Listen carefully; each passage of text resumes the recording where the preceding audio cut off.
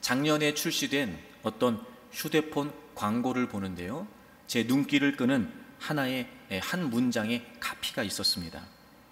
그것이 바로 무엇이었냐면 이런 카피였어요. 화면으로 듣다. 화면으로 듣다. 보통 우리가 화면으로 그러면 무슨 생각을 하죠? 본다, 이런 생각을 하죠. 근데 그 휴대폰 광고는 화면으로 듣다, 이렇게 광고를 하더라고요. 그래서 궁금해서 좀 찾아봤더니 그 핸드폰에는요 스피커가 없는 거예요. 우리가 보통 이렇게 전화 받을 때 리시버 홀이라고 해서 소리가 들리는 리시버 홀이 있고 또 스피커가 이렇게 휴대폰마다 따로 있기도 해요. 근데 보니까 화면에 그 리시버 홀이 없었던 거예요. 그 어떻게 하나 봤더니 그 디스플레이, 그 화면 자체에서 소리를 내는 새로운 기술이 적용됐던 거예요. 그러니까 화면 전체가 소위 말하는 스피커가 되는 거죠. 그래서 화면으로 듣게 되는 거였어요. 참 신기하다 싶더라고요. 써보진 않았지만 이렇게 리뷰가 올라온 글들을 읽어보니까 아주 다들 그 소리의 질에 만족을 하고 있더라고요. 화면으로 듣다. 우리가 그동안 생각하고 있었던 일반적인 개념의 획기적인 전환을 가져오는 그런 신기술이었습니다. 25세의 왕이 되어서 29년 동안을 통치했던 히스기야는 어느 날 죽을 병에 걸리게 됩니다. 게다가 하나님께서 확인이라도 하시듯 이사야 선지자를 보내셔서 너 이제 그 병 때문에 죽는다, 이렇게 말씀을 하시는 거예요.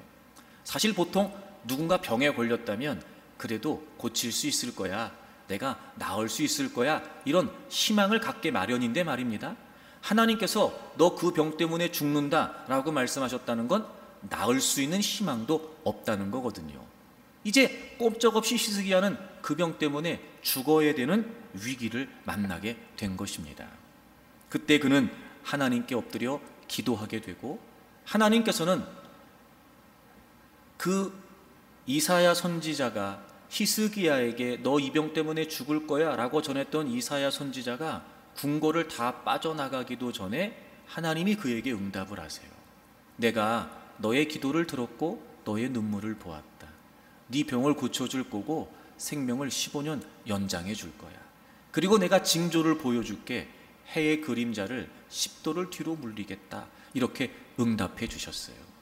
여러분, 병을 고치는 것도 기적인데 말입니다. 생명이 연장되는 것도 기적인데 말입니다. 그 히스기야 한 사람 때문에 하나님께서 이 우주 만물의 천체를 말입니다, 그 모든 원리를 하나님이 뒤바꾸셔서 해의 그림자를 10도나 뒤로 물리셨다니 말이에요. 여러분, 그런 걸 보면 히스기야는 오히려 그 죽을 위기를 만났던 것이 말 그대로 전화위복이 되어서 그 상황이 아니었다면 겪을 수 없었던, 경험할 수 없었던 하나님의 놀라운 은혜와 기적을 경험하게 되었던 거였습니다. 그렇게 여러분, 죽을 위기에서 그는 구원을 얻게 되지요. 그런데 오늘 우리가 함께 읽은 내용의 본문을 보게 되면 아주 우리가 주목해야 될 한 가지 표현이 등장합니다. 성경은 그의 기도가 어떤 기도였는지를 설명하고 있다는 거예요. 오늘 우리가 함께 읽었습니다만 이사야 38장 2절을 보시게 되면 히스기야의 기도에 관해 이렇게 설명하고 있습니다. 히스기야가 얼굴을 벽으로 향하고 여호와께 기도했다는 거예요. 얼굴을 벽으로 향하고 여호와께 기도했다. 어찌 보면 그래 이렇게 어떤 공간에서 벽으로 향하고 기도했나 보다라고 우리가 이해할 수 있는데, 이게 그런 내용이 아니고 특히 이 향하고 라고 하는 이 단어를 우리가 좀 주목할 필요가 있습니다. 이 향했다라고 하는 말이 무슨 말이냐면 방향을 바꾼다는 의미예요. 그러니까 어떤 상황에서 어떤 일에서 방향을 바꿔서 돌이켰다는 의미를 말합니다. 그러면 이런 거죠. 히스기야가 죽을 병에 걸렸고 히스기야가 얼굴을 벽으로 향해서 여호와께 기도했다는 거예요. 다시 말해 지금 하나님께로 방향을 바꾸고 기도했다는 거죠. 그리고 하나님께서는 그의 기도를 들으셔서 그를 고쳐주셨고 생명을 연장해 주셨던 거예요. 그러면 어떤 상황이 있었기에 지금 히스기야의 기도를 그가 방향을 바꿔서 하나님께 기도했다라고 기록하고 있는 걸까? 여러분, 이 대목이 중요하니까 우리 그 배경을 좀 살펴보겠습니다. 열왕기하 18장을 펴겠습니다. 열왕기하 18장을 보시면 13절에, 열왕기하 18장 13절을 보시면 히스기야 왕 제14년에 이렇게 돼 있어요. 여러분 잠깐 저를 보시겠어요? 히스기야가 29년간을 통치했어요. 그의 생명이 15년이 연장됐죠. 그러니까 히스기야가 지금 죽을 병에 걸린 건 언제일까요? 히스기야가 왕이 돼서 14년째 되는 해인 거예요. 29년간 통치했는데 그 사건 통해 15년이 연장이 됐으니까 히스기야가 병에 걸린 시기는 14년째 되는 해지요. 바로 그때 있었던 일이에요. 계속해서 보세요. 히스기야 왕 제14년에 아수르의 왕 사네립이 올라와서 유다 모든 견고한 성읍들을 쳐서 점령합니다. 당시 아수르는 최강대국이었습니다. 이미 북이스라엘은 아수르에 의해서 거의 정복되다시피 했고, 그리고 이제 그 아수르가 남유대까지 침입을 하기 시작합니다. 도무지 유대 입장에서는, 히스기야 왕 입장에서는 감당할 수 없는 상황이었던 거지요. 그래서 히스기야가 이렇게 대처합니다. 14절을 보시면 유다의 왕 히스기야가 라기스로 사람을 보내어 아수르 왕에게 이르되 내가 범죄하였나이다. 나를 떠나 돌아가소서. 왕이 내게 지우시는 것을 내가 당하리이다. 첫째, 히스기야가 어떻게 하냐면 아주 굴욕적인 문서를 보내게 됩니다. 내가 다 잘못했으니까 제발 좀 우리나라에서 떠나가 주세요 라고 이렇게 말하고, 뭘 원하든지 간에 내가 다 바치겠습니다 이렇게 얘기를 했던 거예요. 그래서 아수르 왕이 은 300달란트와 금 30달란트를 조공으로 바치도록 요구하게 됩니다. 그래서 히스기야가 15절을 보시면 이에 여호와의 성전과 왕궁 곳간에 있는 은을 다 주었고, 그리고 그때에 유다 왕 히스기야가 여호와의 성전 문의 금과 자기가 모든 기둥에 입힌 금을 벗겨 아수르 왕에게 주었습니다. 아수르 왕에게 굴욕적인 문서를 보내게 되고 조공을 바치겠다고 제안을 했더니 은 300달란트 그리고 금 30달란트를 내라는 거예요. 그래서 왕궁 곳간에 있는 걸 다 가져다 줍니다. 근데 그것만이 아니었고 심지어 하나님의 성전에 있었던 금과 은도 다 갖다 주는 거예요.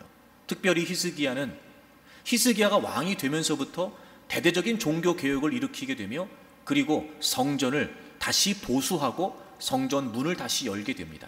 그때 자신이 그 성전을 다시 보수하면서 기둥에도 금을 입히고 문에도 금을 입히고 여기 다 금으로 그렇게 치장했던 그 성전에 있었던 금까지도 다 벗겨내가지고 그거를 아수르 왕에게 가져다 준 겁니다. 그렇게 해서 문제가 해결됐느냐? 아니요, 그렇지 않아요. 아수르에서는 더 많은 대군을 이끌고 유다를 침략하게 되죠. 여러분, 이런 상황에 히스기야가 병에 걸려 죽을 위기를 만나게 됐던 겁니다. 여러분, 너무 뜻밖이지 않습니까? 히스기야라면 누구보다 하나님을 향한 열심이 컸던 사람이었고, 우리가 보통 생각하기에는 정말 신앙이 좋은, 믿음이 좋았던 유대 왕 중에 한 명이었다, 우린 이렇게 알고 있는데, 참으로 특이하게 말입니다.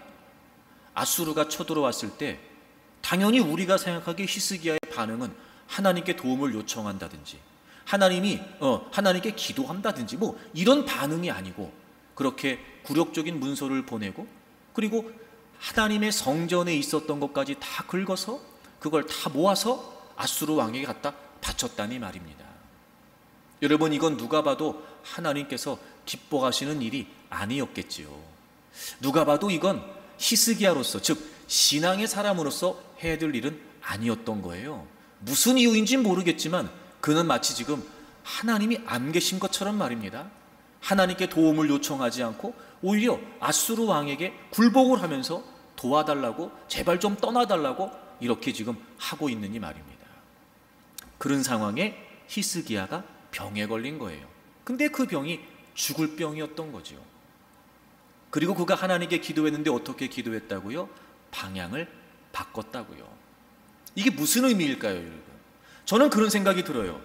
이미 히스기야가 자신의 병을 위해 기도하기 이전에 분명한 깨달음이 있었던 거예요. 죽을 병이 딱 걸리고 났어요. 죽을 위기를 만나게 됐어요.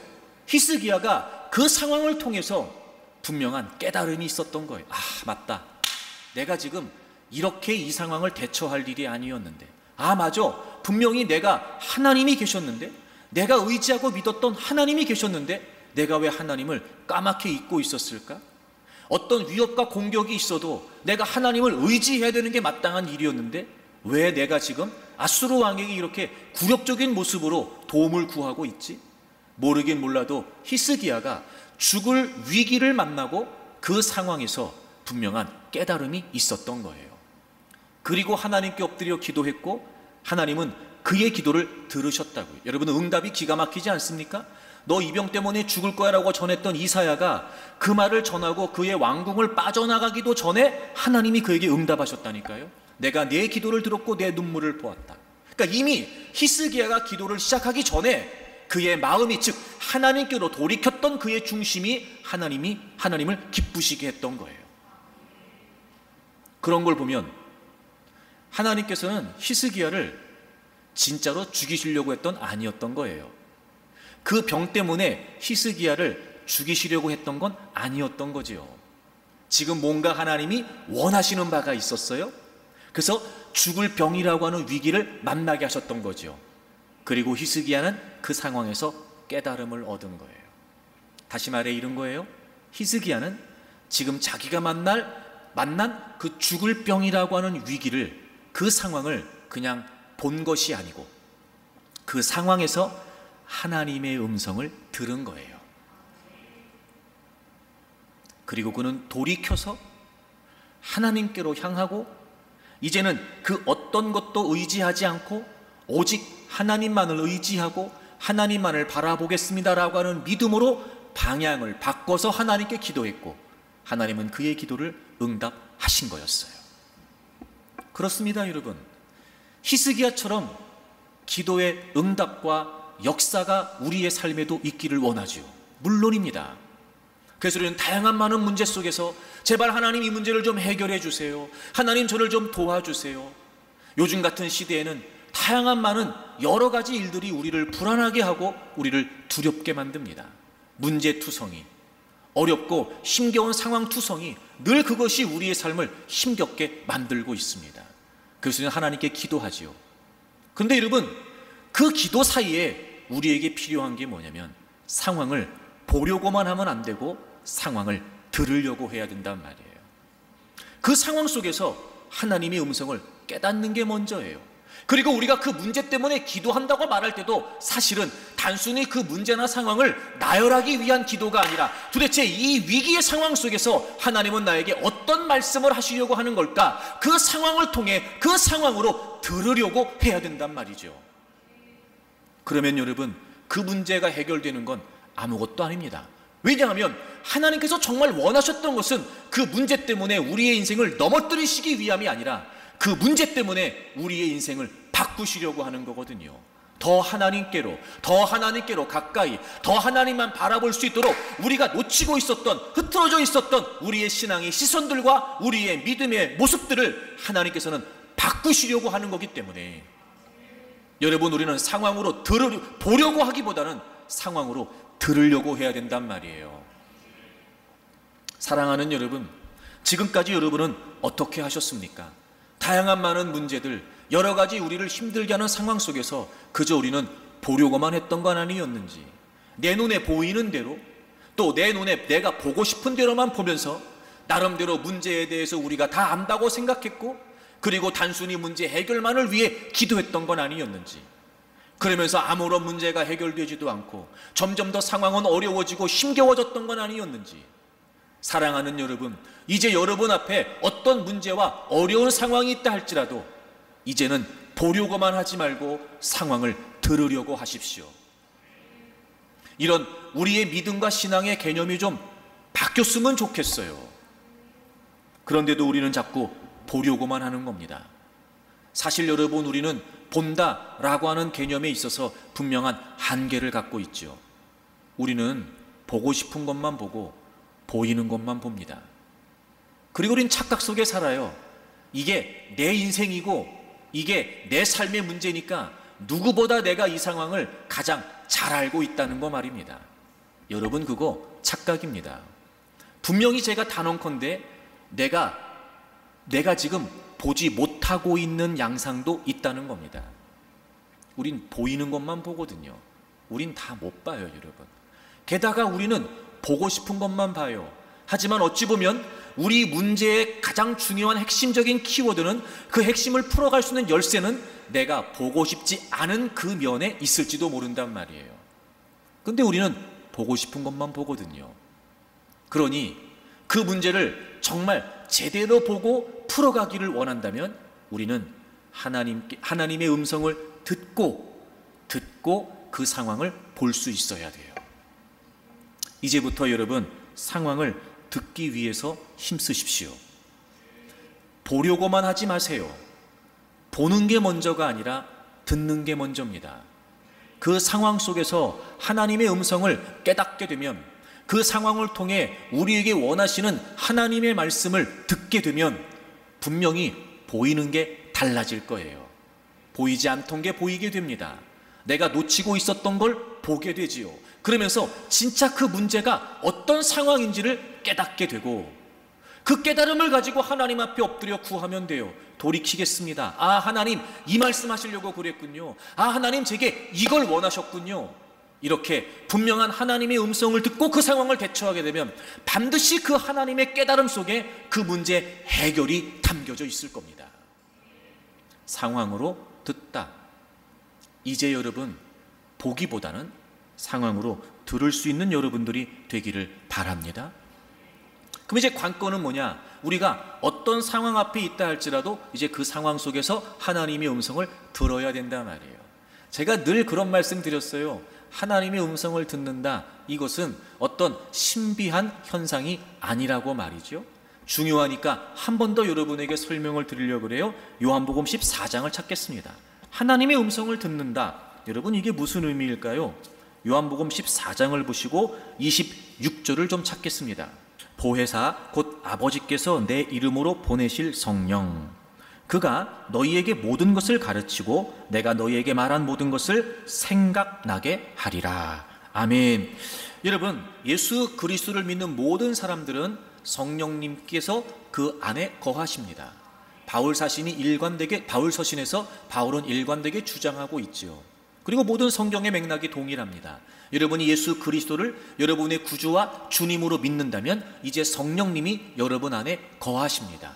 그분은 보혜사세요. 다시 말해 우리를 돕는 분이시라는 거죠. 근데 그분이 무슨 일을 하시냐면 우리에게 모든 것을 가르치고 내가 너희에게 말한 모든 것을 생각나게 하신대요. 여러분, 여기에서 생각나게 하신다라고 하는 이 단어는 신약 성경에서 여기 딱 한 번 쓰였습니다. 다시 말하면 생각나게 하시는 건 성령님만이 하시는 역사라는 거예요. 뭘 생각나게 하세요? 내가 너희에게 말한 모든 것, 즉 주님의 말씀을 우리식으로 적용하면 이 하나님의 말씀을 생각나게 하신다는 거예요. 여기서 생각나게 한다는 건 우리가 어떤 것을 떠올린다, 혹은 단순히 잊고 있었던 것을 기억한다라고 하는 의미가 아니고, 이 생각나게 한다는 건 하나님의 말씀이 마치 지금 살아있는 말씀처럼 생명력 있게 깨달음을 주시겠다는 거예요. 그러니까 그 말씀대로 살지 않으면 안 될 만큼 그 말씀의 생명력과 운동력이 내 삶을 움직여갈 수 있을 만큼 그렇게 역동적이고 그렇게 생명력 있는 말씀으로 깨닫게 하시겠다는 거예요. 그게 바로 생각나게 하신다는 거예요. 아, 여러분, 하나님의 음성은 어떻게 듣는 거냐면요, 생각으로 듣는 것입니다. 어떤 생각이요? 우리 안에 거하시는 성령님께서 우리의 삶을 이끌어 가시고 도와주시기 위해서 우리 안에 거하시는 성령님께서 하나님의 말씀을 지금 내게 들려주시는 음성으로 생명력 있게 살아있는 음성으로 깨닫게 하시는 그 생각으로 듣는 거였어요. 여러분, 우리가 상황으로 듣는다라고 말할 때 말입니다, 우리는 어디에 주목해야 되냐면 하나님의 말씀에 주목해야 됩니다. 하나님은 그 상황에 있는 나에게 하나님의 말씀을 생명력 있게, 아, 이 말씀이었구나, 아, 이 말씀이 정말 필요한 말씀이었구나. 우리에게 그렇게 생명력이, 그래서 그 문제 속에 눌려 있었고 그 문제 속에 지쳐 있고 공고했던 우리에게 다시 그 하나님의 말씀을 따라 우리가 일어서서 전진해 갈 수 있도록 강력한 생명력을 부여하시는, 그런 생각나게 하시는 성령님의 역사로 우리가 하나님의 음성을 듣는 거예요. 하지만 우리에게는 다양한 많은 생각이 있을 수 있죠. 일단 내 생각도 있단 말이에요. 여러 가지 다양한 배경을 통해서 나름대로 내가 갖고 있는 생각도 있습니다. 또 하나 여러분, 성경을 통해서 우리가 알 수 있는 건 뭐냐면요, 원수마귀도 우리의 생각 속에 도전합니다. 예수님을 팔려는 생각을 가룟 유다에게 집어넣었던 게 바로 사단이었어요. 그러니 여러분, 우리의 생각 속에 사단이 가져다 주는 것들도 있을 수 있다는 거예요. 그리고 우리 안에 성령님이 거하시잖아요. 하나님의 말씀을 생각나게 하시는 성령님의 생각도 우리에게 주어지겠죠. 그런 걸 보면 여러분, 상황으로 듣는다, 이게 단순한 건 아니었던 겁니다. 내 생각도 있고 사단의 생각도 있고, 그리고 우리가 반드시 들어야 될 하나님의 생각도 있단 말이죠. 결국 우리는 생각으로 하나님의 음성을 듣는데, 그 모든 것들을 분별해내기 위해서는 당연히 하나님의 말씀에 집중할 수밖에 없는 겁니다. 왜냐하면 하나님의 생각, 즉 성령님이 주시는 생각, 하나님의 음성은 딱 하나거든요. 하나님의 말씀을 통해서 깨닫게 하시는 거예요. 그래서 성령님은 우리 안에 하나님의 말씀을 생각나게 하시고 하나님의 말씀을 깨닫게 하신다고 그랬던 거죠. 자, 그러면 이제부터 우리는 정말 우리의 문제와 우리의 상황 속에 하나님의 역사와 응답이 있기를 원하여 이제 상황으로 우리는 들어야 된단 말이에요. 그런데 그 중에서 하나님의 생각을 우리가 들어야 되니까, 하나님의 음성을 들어야 되니까 우리에게 가장 필요한 게 뭐겠어요? 하나님의 말씀이에요. 여러분, 아무리 강조해도 지나치지 않습니다. 성경을 읽어야 됩니다. 설교를 들어야 됩니다. 그래서 우리 안에 차곡차곡 쌓여져 있는 하나님의 말씀 속에 내가 지금 그 어렵고 힘겨운 상황 속에서 하나님은 나에게 무엇을 원하시는 걸까? 이제는 단순히 보여지는 대로 보려고 했던 것이 아니라 그 상황을 통해 하나님의 음성을 듣기를 원한다면 우리는 하나님의 말씀으로 가득 차 있어야 된다는 겁니다. 여러분, 얼마나 성경을 읽으십니까? 여러분, 얼마나 설교를 들으십니까? 그리고 다양한 많은 생각 속에 우리가 사로잡혀 있을 수 있을 때 정말 그 하나님의 말씀을 통해서 우리에게 들려주시는 하나님의 음성을 듣기 위해 얼마나 하나님께 엎드려 기도하십니까?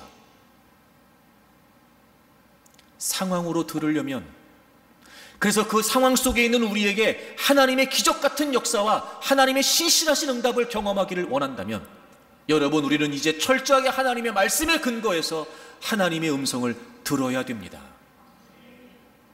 여러분, 말씀은 정말 우리에게 중요합니다.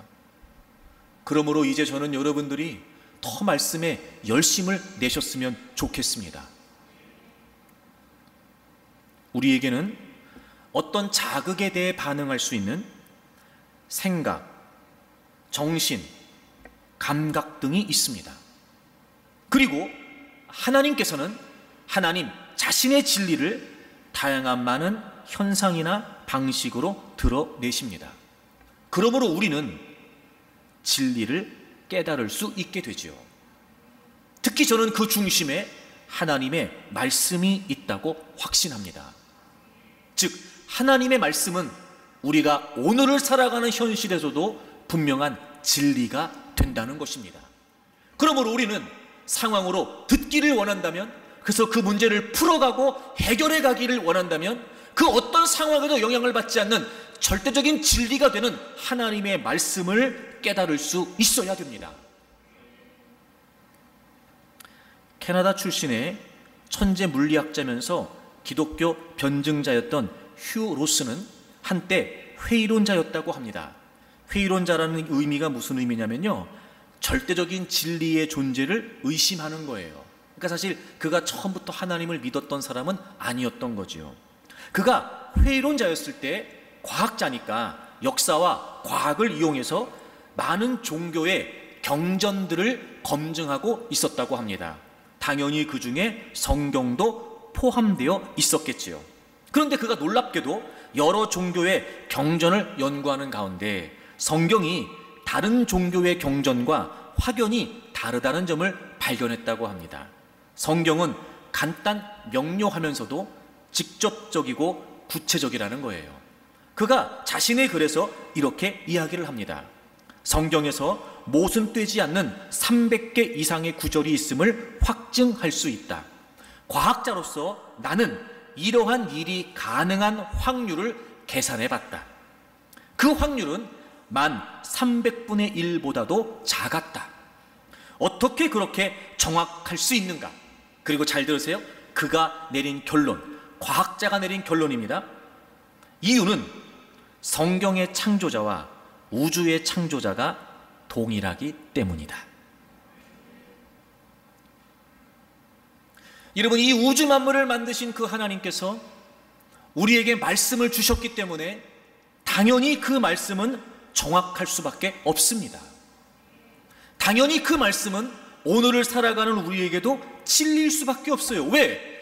우주 만물을 만드신 그분께서 만드신 성경을 우리에게 주셨기 때문에 그 성경 안에는 모든 이 피조의 세계의 원리와 질서와 근원이 다 담겨져 있는 거지요. 그리고 이 세계에 살아가고 있는 피조물인 우리 삶에 대한, 우리 인간의 삶에 대한 모든 것도 이 모든 것을 만드신 그분께서 주신 성경 안에 담겨져 있다는 겁니다. 성경의 창조자와 우주의 창조자가 동일하기 때문에 오늘을 살아가고 있는 우리에게 하나님의 말씀은 진리가 맞습니다. 여러분, 성경은 다양한 여러 가지 측면에서 검증해봐도 부정할 수 없는 진리라는 것이 확실합니다. 성경의 내용을 보게 되면 과학적인 발견과 일치하는 부분들이 많이 있습니다. 서술상 상세한 부분까지도 정확합니다. 그렇게 오랜 세월 동안 전해져 내려오면서도 그 내용이 일맥상통하며 정확하다는 겁니다. 여러분, 우리가 놀라지 않을 수 없는 것은요, 성경은 BC 1500년부터 AD 100년까지 약 1600년에 걸쳐서 각계각층의 40여 명의 저자들에 의해 유럽, 아시아, 아프리카 이 세 개의 대륙에서 구약은 히브리어, 일부는 아람어, 그리고 신약은 헬라어, 우리가 보통 그리스어라고 말하는 이렇게 세 가지의 언어를 통해서 시기를 가리지 않고 기록되었음에도 불구하고 여러분, 신구약 성경 전체는 일관성이 있고 조화롭게 쓰여졌다는 겁니다. 게다가 마지막으로 성경에 나와 있는 여러 예언들이 분명하게 성취되었다는 거지요. 예를 들면 바벨론 제국의 운명에 관한 다니엘의 예언이라든지 예수 그리스도의 탄생, 죽음, 부활에 관한 구약 성경의 예언이라든지 여러분, 성경에 나와 있는 모든 예언들이 정확하게 성취되었다는 겁니다. 다시 말해 하나님의 말씀은 피조의 세계를 살아가고 있는 피조물인 우리 인간에게 있어 마치 매뉴얼과 가이드와 같습니다. 우리 인간에 대한 모든 내용들이 담겨져 있습니다. 우리 인간이 살아가고 있는 모든 상황들이 담겨져 있습니다. 그래서 우리는 성경 속에서 그 시대에 그 상황에 그들 역시 하나님을 믿는 사람들이었으나 그들도 흔들림이 있었고 그들도 죄악됨이 있었고 그들이 혼란스러움도 있었고 다양한 많은 상황 속에 있었으나 그런 중에도 하나님을 믿었던 다양한 많은 사람들의 이야기를 우리는 성경을 통해서 만나게 되는 것입니다. 그들의 세세하고도 실제적인 삶의 모습들을 성경이 담고 있습니다. 그래서 많은 학자들이 성경을 연구했고 많은 사람들이 성경을 소장하며 전달해 주었고 많은 사람들에게 성경은 지혜가 되었고 많은 사람들에게 성경은 소망이 되었던 것입니다. 그리고 그들도 오늘을 살아가고 있는 우리도 이 성경의 저자이신 하나님께서 말씀하신 대로 살아가려고 힘쓰고 있는 것이지요. 그러므로 여러분, 우리는 상황으로 들을 때 반드시 하나님의 말씀을 중심으로 두지 않으면 안 됩니다. 이 진리가 되는 하나님의 말씀으로 상황을 들어야 그 상황이 정확히 보이게 되고 그 상황을 제대로 파악할 수 있게 되는 것입니다.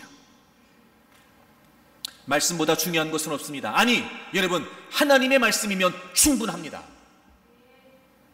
그러니 지금까지 우리가 삶에서 겪었던 다양한 많은 문제들, 그래서 힘들고 어렵고 벅찼던 것들, 지금도 우리의 주변을 둘러싸고 있으면서 마치 그것이 우리의 인생을 허물어뜨리기 위해 다가온 것인 것처럼 느껴지는, 그렇게 우리를 불안하고 초조하게 만드는 그 다양한 모든 상황 속에서 여러분, 우리에게 필요한 건 하나님의 말씀 하나면 된다는 거예요.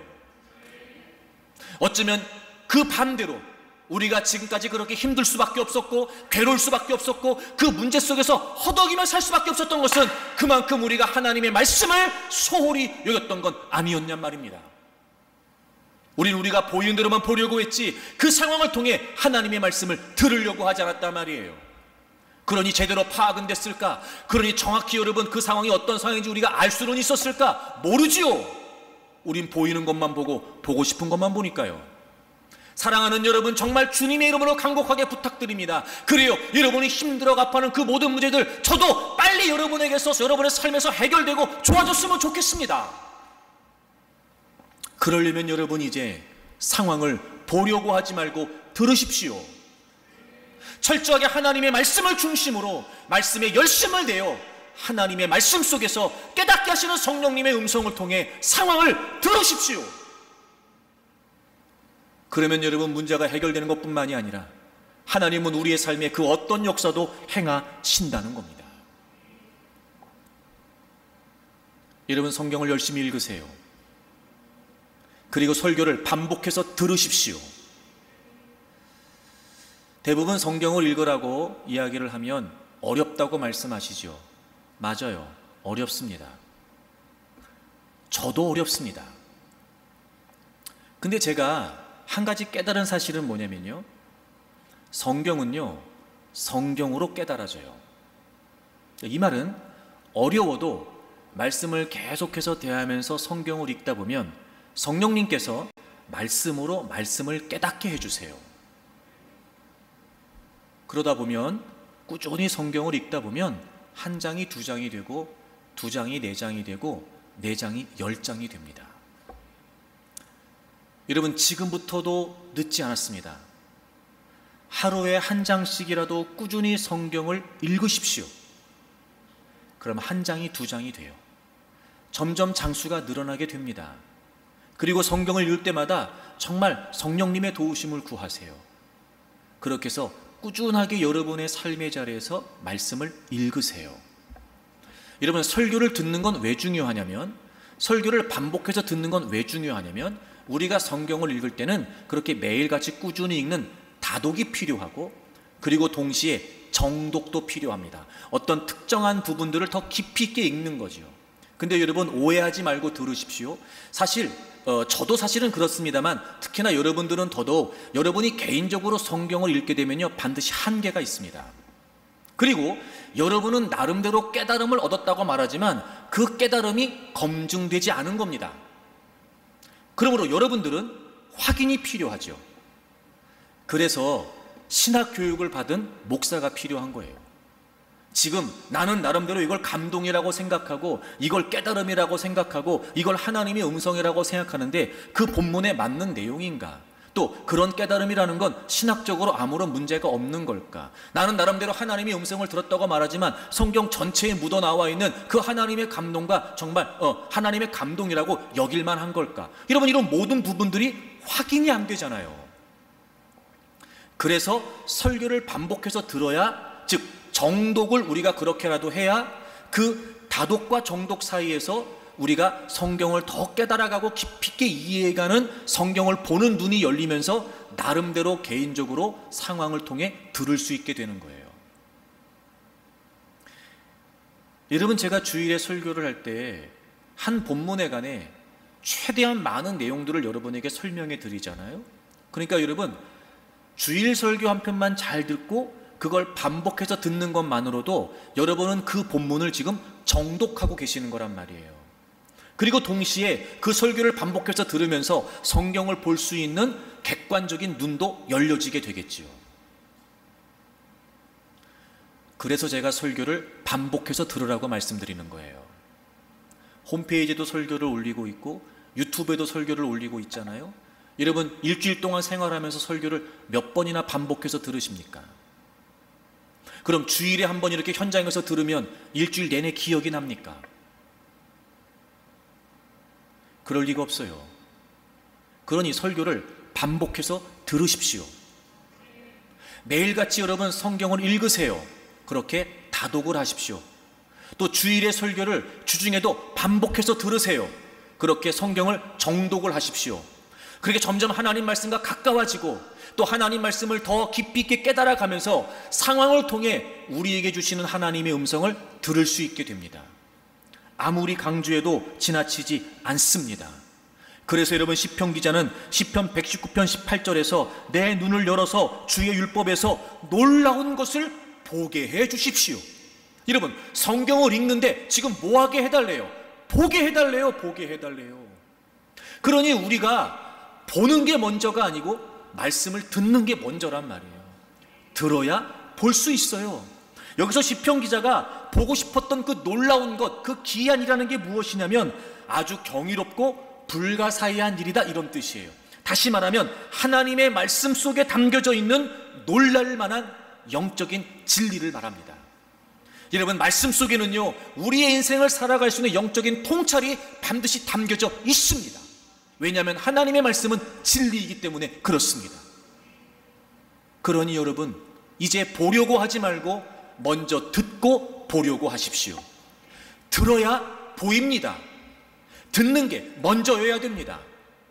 그래서 여러분 지금 여러분이 어떤 상황 가운데 놓여 있다 할지라도, 아니 여러분이 어떤 문제를 만난다 할지라도 이제는 하나님의 말씀 속에 담겨져 있는 그 영적인 통찰을 통해서 먼저 듣고 상황을 먼저 듣고 그리고 그 상황을 보고 하나님께 엎드려 기도하게 되면 하나님께서 우리에게 놀라운 은혜들을 베풀어 주실 줄로 믿습니다. 그러면 여러분 우리가 왜 듣는 게 중요하냐? 봐야 되기 때문에 그래요. 그럼 여러분 듣고 본다는 게 무슨 의미냐? 듣고 본다는 게 무슨 의미냐? 우리 예레미야 42장을 좀 보실까요? 예레미야 42장. 예레미야 42장에 보시면 어떤 내용이 나왔냐면요, 이스라엘 백성들이 예레미야에게 요청을 해요. 42장 2절을 보세요. 구약성경 1120페이지입니다. 예레미야 42장 2절을 보시면 선지자 예레미야에게 이르되 당신은 우리의 탄원을 듣고 이 남아있는 모든 자를 위하여 당신의 하나님 여호와께 기도해 주소서. 당신이 보는 바와 같이 우리는 많은 사람 중에 남은 적은 무리이니. 이스라엘 백성들이 예레미야 선지자에게 하나님께 자신들을 위해 기도해 달라고 말해요. 그 내용이 뭐였냐면 3절, 당신의 하나님 여호와께서 우리가 마땅히 갈 길과 할 일을 보이시기를 원합니다. 갈 길과 할 일을 보이시기를 원합니다. 예레미야에게 요청해요. 하나님께 좀 물어봐 주세요. 갈 길과 할 일이 무엇인지요. 그랬더니 4절에 선지자 예레미야가 그들에게 이르되 내가 너희 말을 들었은즉 너희 말대로 너희 하나님 여호와께 기도하고 무릇 여호와께서 너희에게 응답하시는 것을 숨김없이 너희에게 말하리라. 이렇게 얘기를 해요. 이스라엘 백성들이 예레미야서 요청해요. 하나님께 우리를 위해 좀 기도해 주십시오. 그게 뭐냐면 우리가 지금 이런 상황에 갈 길과 할 일을 보기를 원합니다. 그때 예레미야가 알겠습니다. 내가 당신들을 위해 기도하고 하나님의 응답을 내가 말하겠습니다. 이렇게 얘기하잖아요. 지금 이스라엘 백성들이 하나님 말씀을 듣기를 원하는 게 이유가 뭐예요? 지금 이스라엘 백성들이 예레미야를 통해 주시는 하나님의 음성을 듣기를 원하는 이유가 뭐예요? 갈 길과 할 일 때문이에요. 여러분, 우리 인생의 실존을 표현할 수 있는 한마디 단어가 있다면 그게 뭘까요? 저는 방황이라고 생각합니다. 우린 나름대로 길이라고 찾아가요. 근데 사실 우리는요, 그 길에 대한 어떤 확실함도 안전함도 보장받지 못합니다. 그리고 우린 가는 거예요. 결국 우리가 갈 길, 우리가 할 일, 즉 확실한 갈 길과 할 일이 아니라면 그건 어떤 길이라고 우리가 표현한다 할지라도 결국 방황일 뿐인 거죠. 실존주의 문학의 선구자로 평가받는 프란츠 카프카라고 하는 소설가가 이렇게 이야기했습니다. 우리에게는 길이 없습니다.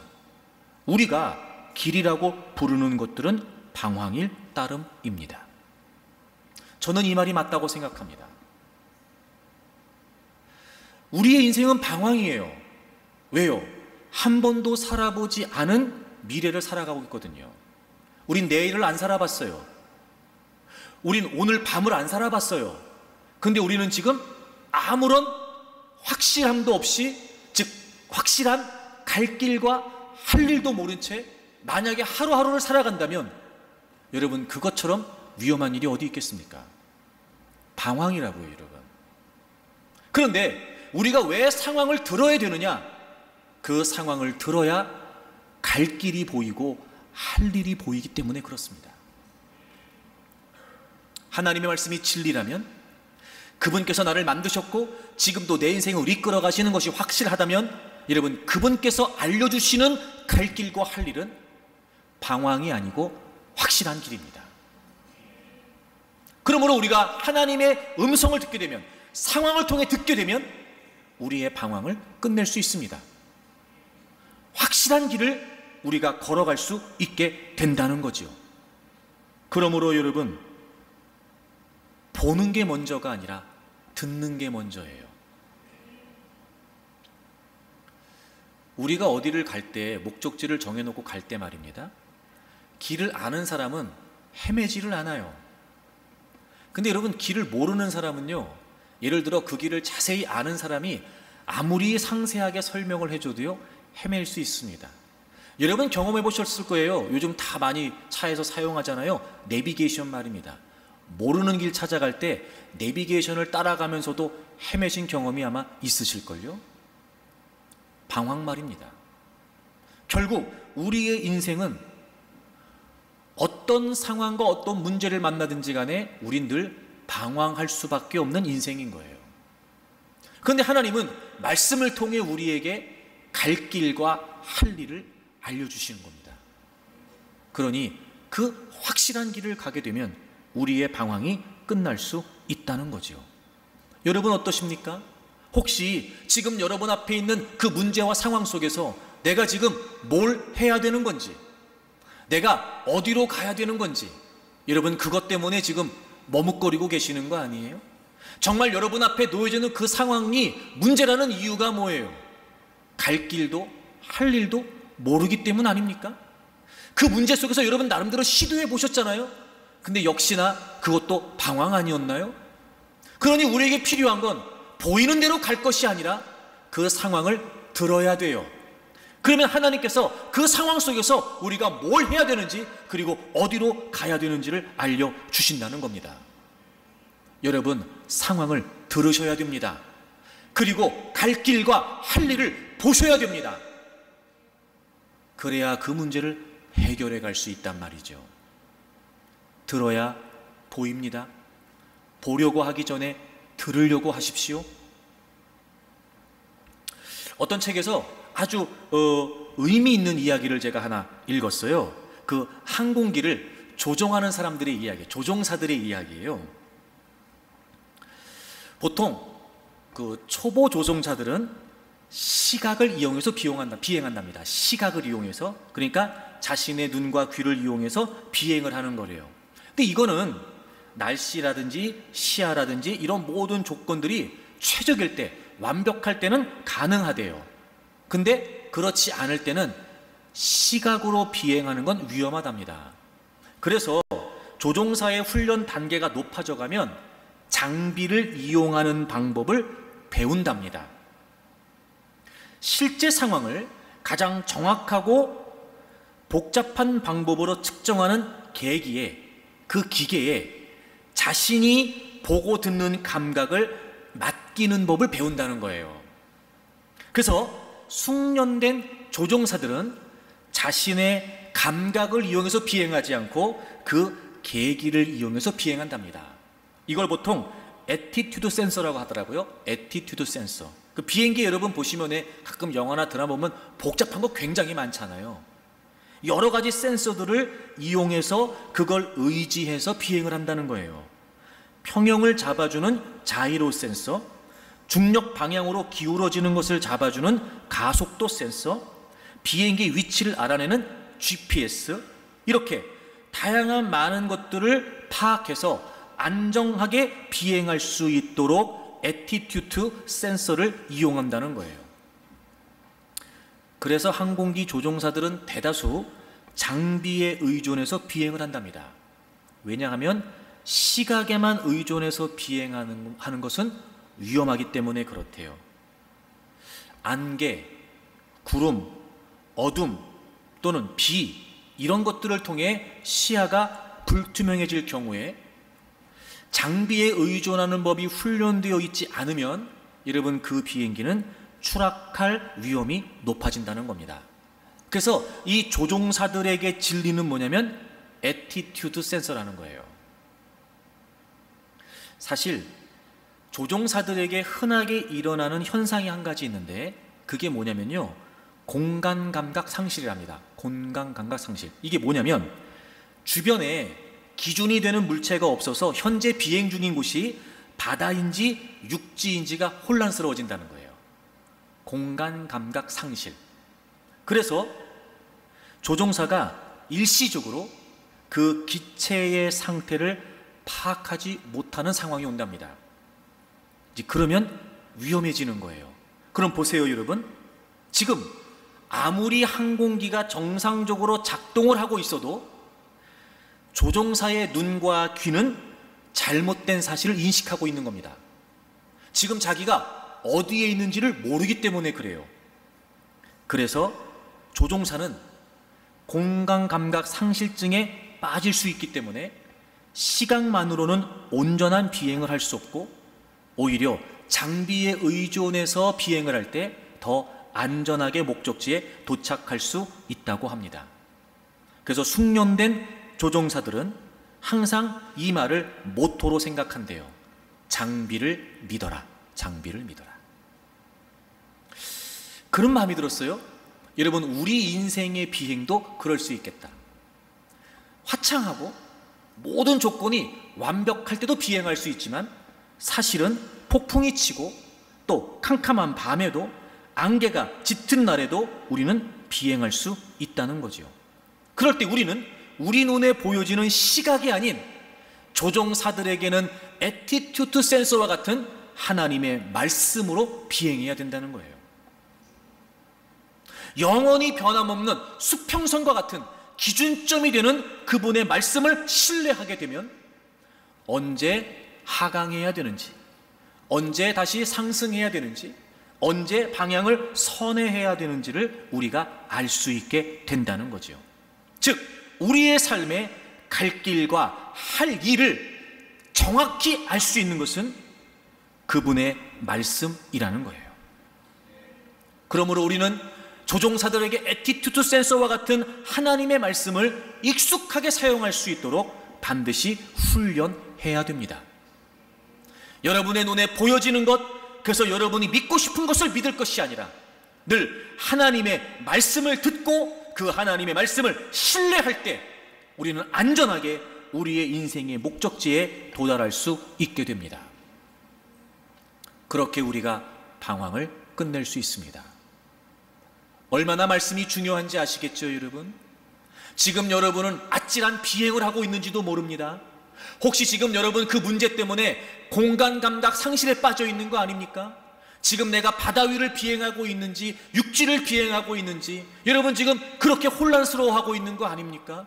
그럴 때 여러분 나름대로 여러분이 비행을 하겠다고, 나름대로 목적지를 가겠다고 여러분의 눈에 보여지는 대로 의지하면 안 됩니다. 보여지는 대로 믿으면 안 됩니다. 그건 여러분 우리에게 착각을 일으킬 수 있고 어쩌면 우리의 비행이 추락할지도 모릅니다. 그러니 여러분 애티튜드 센서가 되는 하나님의 말씀을 더 신뢰하셔야 됩니다. 들으셔야 됩니다. 그래야 그 상황이 보일 수 있습니다. 듣지 않으면 상황이 보이지 않습니다. 그러니 진리인 하나님의 말씀을 듣고 상황을 보기를 바랍니다. 그럴 때 우리가 지금 힘들어하고 아파하고 괴로워하고 있는 모든 문제 속에서 우리가 갈 길과 또 할 일을 정확히 알게 되고 아무리 칠흑 같은 안개처럼 여러분을 그 문제들이 둘러싸고 있다 할지라도 오히려 선명하게 애티튜드 센서인 하나님의 말씀을 의지하여 나아간다면 선명하고 분명하게 그 문제들을 헤쳐나갈 수 있을 것입니다. 이제 여러분, 우리는 상황을 들어야 됩니다. 보려고 하기 이전에 들으셔야 됩니다. 이제부터 더 하나님의 말씀에 집중하십시오. 여러분, 정말 하나님 말씀이 진리라고 하는 확신을 갖고 있다면 다른 걸 의존하려고 하지 마세요. 위험한 비행에서 우리의 기체를 안전하게 목적지에 도달해 줄 수 있는 것은 하나님의 말씀뿐입니다. 더 말씀을 사모하고, 그래서 더 말씀을 읽고 더 설교를 반복해서 들으십시오. 여러분의 가리워진 눈과 귀가 열려지기를 바라고, 그 상황을 통해 하나님이 여러분에게 하시려고 하는 말씀들이 깨달아지기를 바랍니다. 그리고 듣고 그 문제를 다시 살펴보면서 여러분, 하나님이 허락하시는 갈 길과 할 일을 통해서 여러분의 문제를 풀어갈 수 있기를 바랍니다. 이제 말씀을 통해 상황을 보는 눈이 열려지기를 바랍니다. 말씀을 통해 상황을 꿰뚫어 볼 수 있는 하나님의 지혜가 여러분에게 있기를 바랍니다.